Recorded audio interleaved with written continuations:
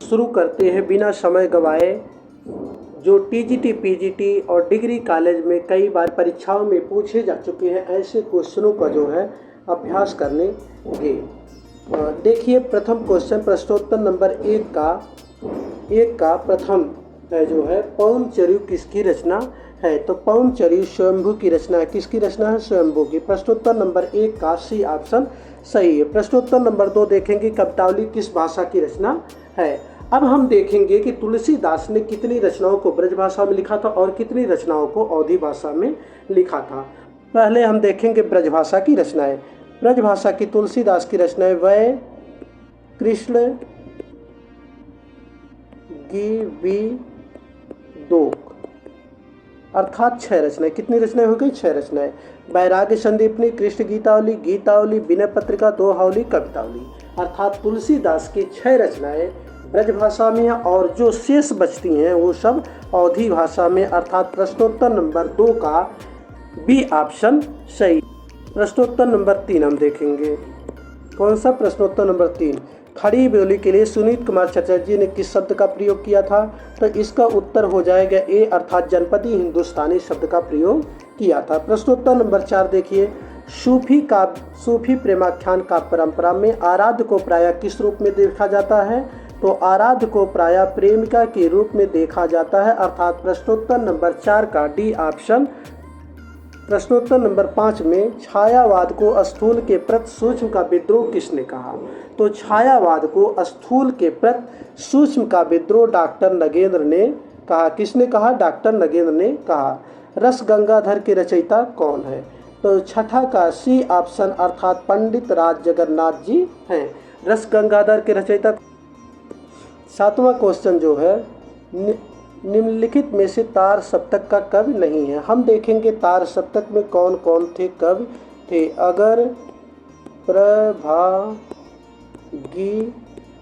अगर प्रभागी ने, आ से अज्ञे, गा से गजानन माधव मुक्तिबोध, रा से रामविलास शर्मा, प्रा से प्रभाकर माचवे, भा से भारत भूषण अग्रवाल, गी से गिरिजा कुमार माथुर और नी से निमि चंद जैन। अर्थात अज्ञे, गजानन माधव मुक्तिबोध, रामविलास शर्मा, प्रभाकर माचवे, भारत भूषण अग्रवाल, गिरिजा कुमार माथुर और निमि चंद जैन किस सप्तक के कवि है? तार सप्तक। और तार सप्तक का प्रकाशन कब हुआ था? तार सप्तक का प्रकाशन 1943 ईस्वी में हुआ था। कब हुआ था? 1943 ईस्वी में हुआ था।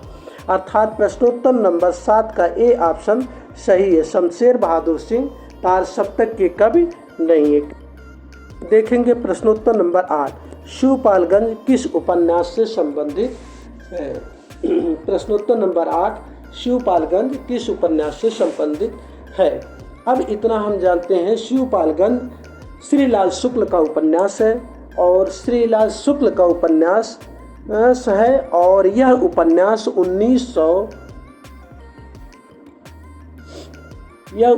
1968 ईस्वी में लिखा गया था। कब लिखा गया? 1968 ईस्वी में। 1968 में लिखा गया और 1969 ईस्वी में इसे 1969 ईस्वी में साहित्य अकादमी पुरस्कार मिला। कौन सा पुरस्कार मिला था? साहित्य अकादमी पुरस्कार मिला था इस उपन्यास में।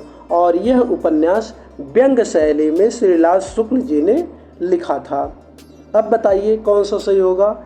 राग दरबारी। राग दरबारी किसका उपन्यास है? श्रीलाल शुक्ल का। यह व्यंग्य शैली में लिखा गया उपन्यास है जो 1968 में लिखा गया अर्थात प्रकाशित हुआ और 1969 ईस्वी में इस पर साहित्य अकादमी पुरस्कार मिला था। और इसको लिखने में श्रीलाल शुक्ल जी ने इसको 1964 ईस्वी में लिखना शुरू किया 1964 में और 1967 में इसे कंप्लीट किया और 1968 में प्रकाशित हुआ। 1969 में साहित्य अकादमी पुरस्कार इस पर मिला है। अब देखेंगे प्रश्नोत्तर नंबर 2, भरत मुनि के अनुसार काव्य में कितने गुण होते हैं? तो भरत मुनि के अनुसार काव्य में कितने गुण होते हैं? 10 गुण होते हैं। और अगर एक क्वेश्चन आ जाता है कि इसके अनुसार काव्य के 3 गुण होते हैं, तो देखिए भामहे आवेज, भामहे आवेज अर्थात भामा,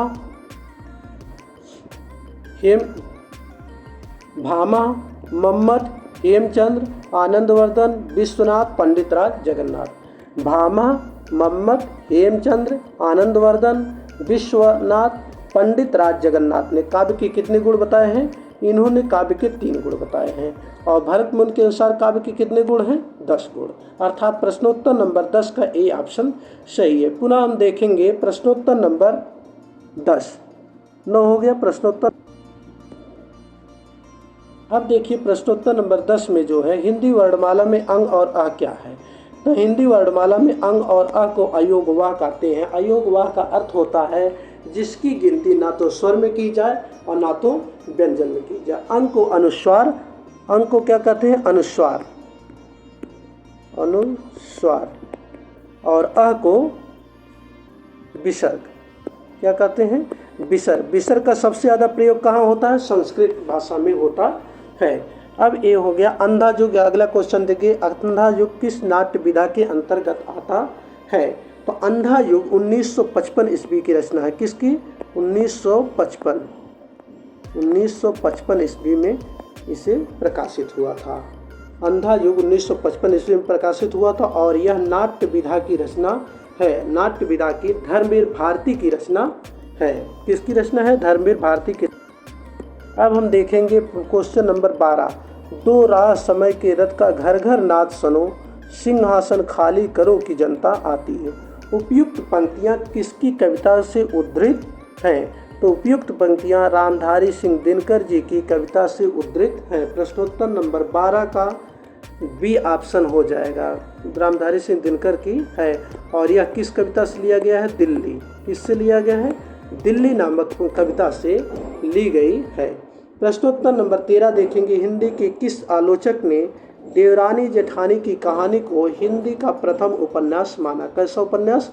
प्रथम उपन्यास माना। तो प्रश्नोत्तर नंबर 13 का डी ऑप्शन अर्थात गोपाल राय ने देवरानी जेठानी की कहानी को हिंदी का प्रथम उपन्यास माना और यह किस सन में लिखी गई है? 1870 ईस्वी में। कब लिखा गया? 1870 ईस्वी में लिखा गया है। पुनः हम देखेंगे जो प्रश्नोत्तर नंबर 14, समालोचना दर्श शीर्षक से एस्से ऑन क्रिटिसिज्म का अनुवाद किसने किया था? तो इसमें हो जाएगा सी ऑप्शन अर्थात जगन्नाथ दास रत्नाकर ने इस समालोचना दर्श के शीर्षक से एस्से ऑन क्रिटिसिज्म का हिंदी अनुवाद किया था। किसने किया था? जगन्नाथ दास रत्नाकर ने। अर्थात प्रश्नोत्तर नंबर 14 का सी ऑप्शन सही हो जाएगा। पुनः हम देखेंगे प्रश्नोत्तर नंबर 15, शिखर से सागर तक किस रचनाकार की जीवनी है? तो शिखर से सागर तक यह राम कमल राय कृत। किसने लिखा था? राम कमल राय। राम कमल राय। राम कमल राय कृत अज्ञेय की जीवनी है। किसकी जीवनी है? अज्ञेय की जीवनी है। अज्ञेय की जीवनी है और किस सन में प्रकाशित हुआ? तो 1986 ईस्वी में। 1986 ईस्वी। अर्थात प्रश्नोत्तर नंबर 15 का सी ऑप्शन सही है। पुनः हम देखें 16, हिंदी में भक्ति धारा का उदय बाहरी आक्रमण का प्रक्रिया है। यह भारतीय साधना परंपरा का स्वतः स्फूर्त विकास है। अर्थात 16 का डी ऑप्शन ए और बी दोनों आंशिक रूप से सही है। कौन सा ऑप्शन सही हो जाएगा? 16 का डी ऑप्शन सही हो। फिर देखेंगे प्रश्नोत्तर नंबर 14, ब्रज भाषा का विकास किससे हुआ था? तो ब्रज भाषा का विकास सौरसेनी अपभ्रंश से हुआ था। किससे हुआ था? सौरसेनी अपभ्रंश से हुआ था। अपभ्रंश की उत्तरकालीन अवस्था का नाम क्या है? अब बताइए उत्तर माने क्या होता है? उत्तर माने पूर्व। उत्तर माने क्या होता है? उत्तर का अर्थ होता है पूर्व। ठीक। उत्तरकालीन अवस्था, अपभ्रंश की उत्तरकालीन अवस्था का नाम क्या है? सॉरी, उत्तर माने बाद। सॉरी बेटा, उत्तर माने क्या होता है? उत्तर माने बाद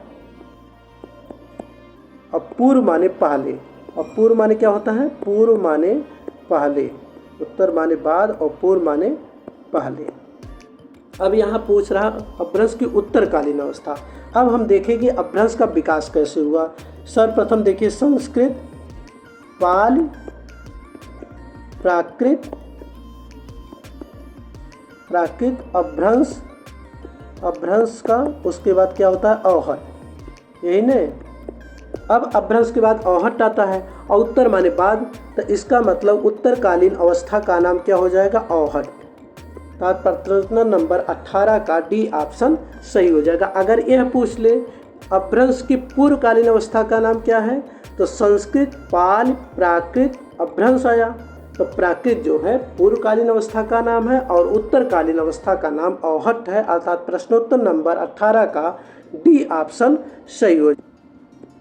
प्रश्नोत्तर नंबर 19, प्रश्नोत्तर नंबर हम देखेंगे 19। अपभ्रंश में कुल कितने स्वर थे, तो अपभ्रंश में कुल स्वरों की संख्या कितनी थी, 8 थी। तो अर्थात 19 का ए ऑप्शन सही हो जाएगा। और वैदिक भाषा में स्वरों की संख्या कितनी थी, अगर ये पूछे वैदिक भाषा में स्वरों की संख्या कितनी थी, 14 थी। और आपकी हिंदी में स्वरों की संख्या कितनी है, 11। हिंदी में 11, वैदिक भाषा में स्वरों की संख्या 14 और अपभ्रंश में स्वरों की संख्या 8 हो गई। पुनः देखेंगे 20वां क्वेश्चन, मगही किस हिंदी प्रदेश की बोली है, तो मगही बिहारी हिंदी प्रदेश की बोली है, जो कई बार परीक्षाओं में पूछा जा चुका है। प्रश्नोत्तर नंबर 20 का बी ऑप्शन सही हो जाएगा। अब देखेंगे 21वां क्वेश्चन, भाषाओं के पारिवारिक वर्गीकरण का आधार क्या है, तो भाषाओं के पारिवारिक वर्गीकरण का आधार इतिहास है, अर्थात प्रश्नोत्तर नंबर 21 का जो है आपका सी ऑप्शन सही हो जाए। अब देखेंगे प्रश्नोत्तर नंबर 22, पुष्पदंत किस शताब्दी के कवि हैं, प्रश्नोत्तर नंबर 22 पुष्पदंत किस शताब्दी के हैं, तो इसमें हो जाएगा सी ऑप्शन, अर्थात पुष्पदंत 10वीं शताब्दी के कवि हैं। और स्वयंभू किस शताब्दी के कवि थे, 8वीं शताब्दी के। स्वयंभू 8वीं शताब्दी के और पुष्पदंत 10वीं शताब्दी के कवि थे, जिसमें महापुराण, लय कुमार चर्यु, जसहर चर्यु, ये सब रचनाएं किसकी हैं, पुष्पदंत की रचनाएं हैं। प्रश्नोत्तर नंबर 23 देखिए, दोहा कोश किसकी रचना है, तो दोहा कोश सराफा की रचना हो जाएगी। प्रश्नोत्तर नंबर 23 का कौन सा ऑप्शन सही हो जाएगा, बी ऑप्शन। उसके बाद प्रश्नोत्तर नंबर 24, काव्य की रीत सीखी सुख बिन सो देखी सुनी बहुलोक की बातें, इस काव्योक्ति के कवि हैं, तो इसके कवि कौन है, भिखारी दास हैं, अर्थात प्रश्नोत्तर नंबर 24 का डी ऑप्शन सही हो जाएगा। और ये किस रचना से ली गई है, काव्य निर्णय से ही ली गई है। अब अगला क्वेश्चन हम प्रश्नोत्तर नंबर 25 हम देखेंगे। प्रश्नोत्तर नंबर 25 देखिए, हरिरस पिया जानिए जे कबहु न जाए खुमार, मैं मनता घूमत फिरे नाहिन तन की सार। अब देखिए इन सब कवियों में सबसे ज़्यादा घूमने वाला कौन था, सबसे ज़्यादा इन कवियों में सबसे ज़्यादा घुमक्कड़ कौन था, कबीरदास। तो कौन सा सही हो जाएगा, कबीरदास, अर्थात प्रश्नोत्तर नंबर 25 का बी ऑप्शन सही है। प्रश्नोत्तर नंबर 26 हम देखेंगे, देवकवि की रचना है। अब देखिए काव्य निर्णय, प्रश्नोत्तर नंबर 26, इसमें देखिए भाव विलास महाकवि देव की रचना है, जो 1689 ईस्वी में लिखी गई थी। कब, 1689 ईस्वी में लिखी गई है। प्रश्नोत्तर नंबर 26 का डी ऑप्शन सही हो जाएगा, क्योंकि यह 1689 ईस्वी की रचना है और यही महाकवि देव की रचना है। अब देखेंगे काव्य निर्णय, यह 1746 ईस्वी की रचना है। कब, 1746 ईस्वी काव्य निर्णय।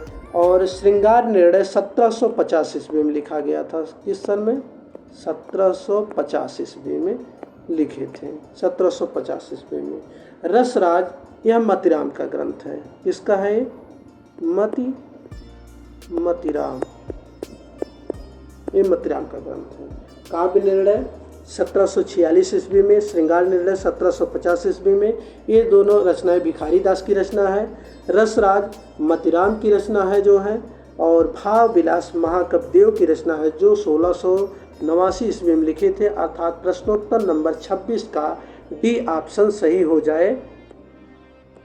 अब देखेंगे प्रश्नोत्तर नंबर 27, साहित्य लहरी के रचनाकार कौन है। किसके रचनाकार, साहित्य लहरी के रचनाकार कौन है।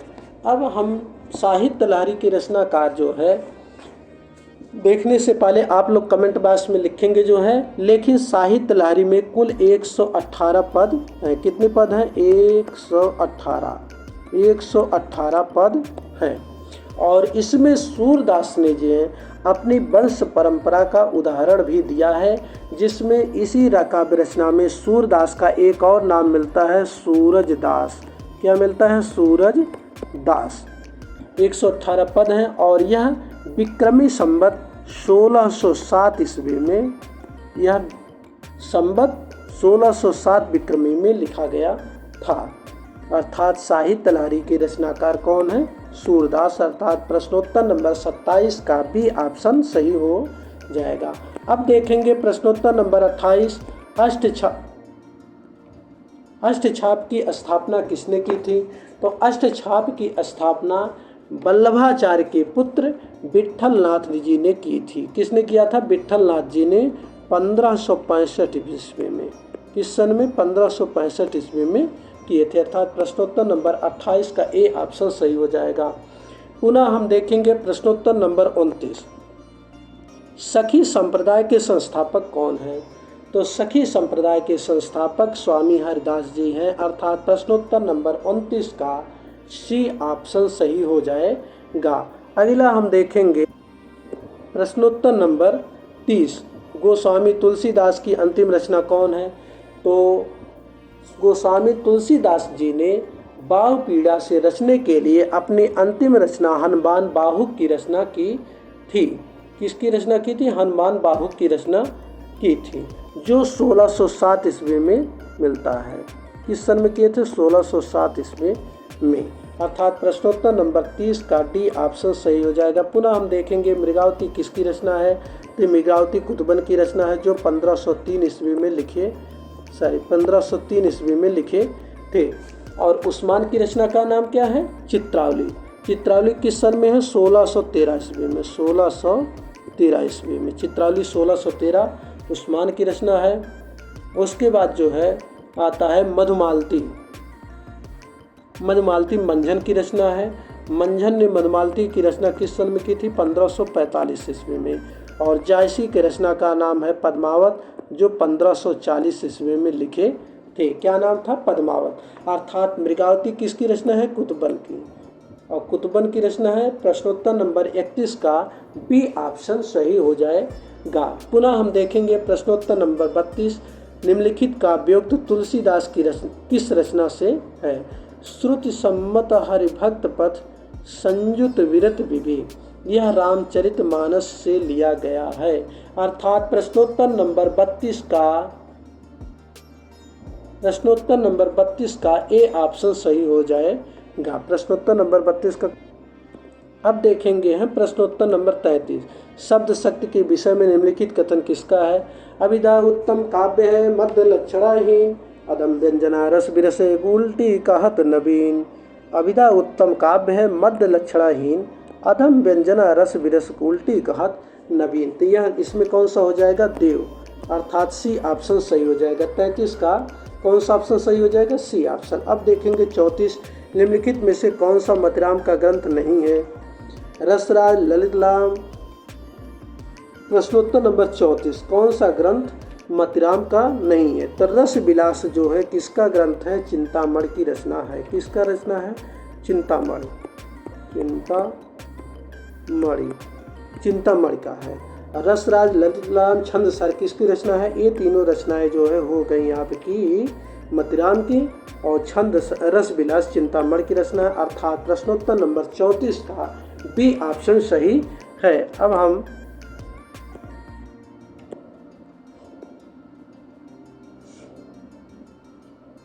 हो जाएगा 35 का कौन सा ऑप्शन? सी ऑप्शन सही हो जाएगा।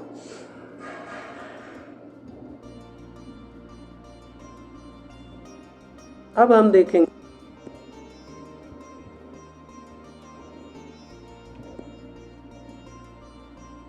चंडी चरित किसकी रचना? गुरु गोविंद सिंह की। अर्थात प्रश्नोत्तर नंबर 36 का ए ऑप्शन सही हो जाएगा। यह सिखों के कौन से गुरु थे? 10वें गुरु थे।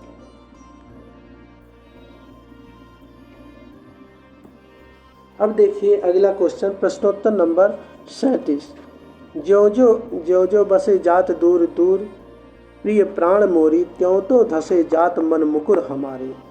प्रश्नोत्तर नंबर 37 का हम देखेंगे कौन सा सही होगा। तो यह प्रश्नोत्तर नंबर 37 का सी ऑप्शन, अर्थात सी ऑप्शन ना होके डी ऑप्शन जगन्नाथ दास रत्नाकर की रचना है। प्रश्नोत्तर नंबर 37 का कौन सा हो जाएगा? डी अर्थात जगन्नाथ दास रत्नाकर हो जाएंगे। अब देखेंगे प्रश्नोत्तर नंबर 38, निम्नलिखित में से किस गद्य कृत का निर्माण फोर्ट विलियम कॉलेज में हुआ? तो इसमें डी का सी ऑप्शन जो है नासकेतोपाख्यान। कौन सा? नासकेतोपाख्यान, जो सदल मिश्र की रचना है और इसी का निर्माण जो है फोर्ट विलियम कॉलेज में हुआ था। अब हम देखेंगे प्रश्नोत्तर नंबर 39। प्रश्नोत्तर नंबर 39 देखिए, निशाय हिंदू उपन्यास के लेखक हैं। तो निशाय हिंदू का रचना काल 1889 ईस्वी के था। क्या था? 1889 ईस्वी, ठीक। और इसके लेखक कौन थे? राधा कृष्ण दास। इसमें हिंदुओं की निस्सहायता और मुसलमानों की कट्टरता को दिखाया गया है। अर्थात प्रश्नोत्तर नंबर 39 का बी ऑप्शन सही हो जाएगा। कौन सा? बी। अब हम देखेंगे प्रश्नोत्तर नंबर 40, निम्नलिखित में से कौन सा नाटक लाला श्रीनिवास दास का नहीं है? निम्नलिखित में से कौन सा नाटक लाला श्रीनिवास दास का नहीं है? अब हम देखेंगे महारानी पद्मावती, यह किसका नाटक है? राधा कृष्ण दास का। किसका है? राधा कृष्ण दास का नाटक है। और रणधीर प्रमोहिनी, तप्ता संवरण, संयुक्ता स्वयंवर, ये तीनों नाटक आपके जो है लाला श्रीनिवास दास के हैं। और महारानी पद्मावती राधा कृष्ण दास का नाटक है। अर्थात प्रश्नोत्तर नंबर 40 का बी ऑप्शन सही हो जाए। अब देखेंगे जो है प्रश्नोत्तर नंबर 41, राजा लक्ष्मण सिंह ने अभिज्ञान शाकुंतलम का अनुवाद किस सन में किया था? प्रश्नोत्तर नंबर 41। तो राजा लक्ष्मण सिंह ने अभिज्ञान शाकुंतलम का अनुवाद 1863 ईस्वी में किया था। अर्थात 41 का ए ऑप्शन सही है। 42 का देखेंगे, भारतेंद्र का कौन सा नाटक प्रबोध चंद्रोदय की प्रतीकात्मक शैली में लिखा गया है? या भारतेंद्र का कौन सा नाटक प्रतीक शैली में लिखा गया है?